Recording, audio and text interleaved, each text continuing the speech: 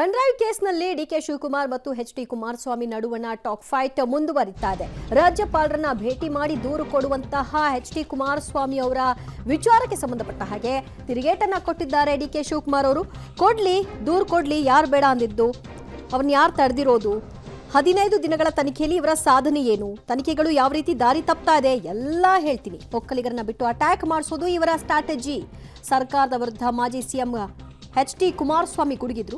ಇದಕ್ಕೆ ಕೌಂಟರ್ ಎಂಬಂತೆ ಡಿಕೆ ಶಿವಕುಮಾರ್ ಕೂಡ ತಿರುಗೇಟನ್ನ ಕೊಟ್ಟು ರಾಜ್ಯಪಾಲರನ್ನ ಭೇಟಿ ಮಾಡ್ತಾರಾ, ಮಾಡ್ಲಿ, ದೂರು ಕೊಡ್ಲಿ, ಅವ್ರನ್ನ ತಡೆದದ್ದು ಯಾರು ಅಂತ ಹೇಳಿದ್ದಾರೆ. ಕುಮಾರಸ್ವಾಮಿ ಅವರು ಇವತ್ತು ರಾಜಭವನ ಭೇಟಿ ನೀಡಿಕೊಂಡು ಈ ಪ್ರಕರಣವನ್ನು ಸಿಬಿಐ ತನಿಖೆ ಕೊಡಿಸಿ ಅಂತ ಹೋರಾಟ ಮಾಡಿದ್ದಾರೆ. ನಿಲ್ಸ್ಕೊಂಡಿರೋರು ಯಾರು, ಕಟ್ಟಾಕಿರೋರು ಯಾರು? ಹಂತಗಳು ಯಾವ ರೀತಿ ದಾರಿ ತಪ್ತಾ ಇದ್ದಾವೆ.